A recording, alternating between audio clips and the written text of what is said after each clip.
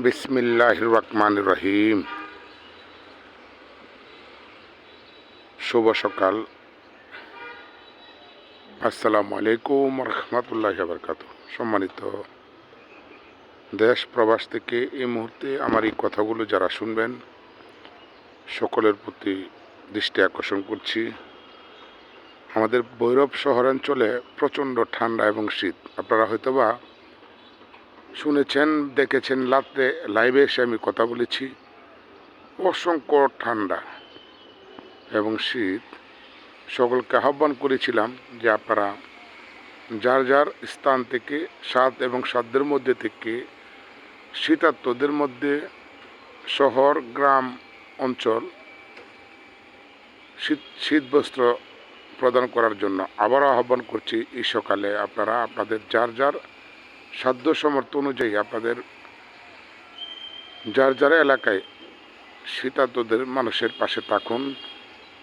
ঠান্ডা প্রচণ্ড ঠান্ডা। বিশেষ করে বৃদ্ধ মানুষ খুব কষ্ট করছেন, শিশুরা খুব কষ্ট করছেন, পথ শিশু মানুষেরা কষ্ট করছেন, যারা ভাসমান মানুষ আছে তারা কষ্ট করছেন। Rail station, bus station, launch terminal এবং গ্রাম অঞ্চলের মানুষ অনেক কষ্ট করছেন। তো আপনাদের নিকট জোরে অনুরোধ থাকবে, আপনাদের হালাল উপার্জনের অর্থ এবং আপনাদের পরিশ্রমের অর্থ দিয়ে শীতার্তদের পাশে থাকুন। আসলে দান সবসময় করতে পারবেন, কিন্তু এই যে একটি সময়, এই সময়ে দান বেশি করা উচিত। কেননা শীত এতই প্রচণ্ড, ঠান্ডা মানুষের অনেক কষ্ট করছে। এটা আমার অনুরোধ করছি আমি সাধারণ সমাজকর্মী মোহাম্মদ জাকির হোসেন। অবশ্যই আপনারা নিজের প্রতি খেয়াল রেখে, পরিবারের প্রতি খেয়াল রেখে সাধ্যের মধ্যে থেকে যতটুকুই পারেন আপনারা শীতার্তদের পাশে থাকবেন নিজ দায়িত্বে।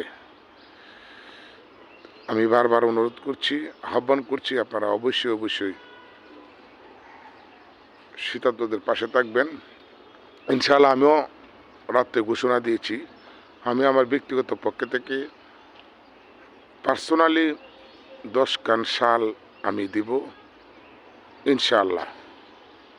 এবং আমাদের সংগঠনকেও বলবো এবং দেশের মানবিক ভাইদেরকেও বলবো, আপনারা শীতার্তদের পাশে থাকেন। অনেক কষ্ট করতেছে। তো 2025 সকলের জীবনে ভয়ানক অনাবিল সুখ শান্তি এবং দোয়া করছি মহান রব যেন আমাদের প্রতিটি দিন সময় এবং বছর আমাদের ভালো কাটুক। হায়াতের ভিতর পর্যন্ত আমরা যতদিন পর্যন্ত আল্লাহ আমাদের হায়াত রেখেছে ততদিন পর্যন্ত যেন আল্লাহ আমরা সুস্থতা নিয়ে বেঁচে থাকতে পারি, সেই দোয়া একে অপরে যেন করবেন। মহান রব আমাদের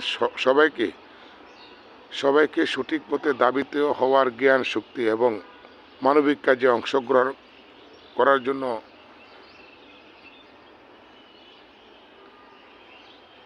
তৌফিক দান করুক। আমিন। আসসালামু আলাইকুম রহমতুল্লাহি ওয়া বারাকাতুহু।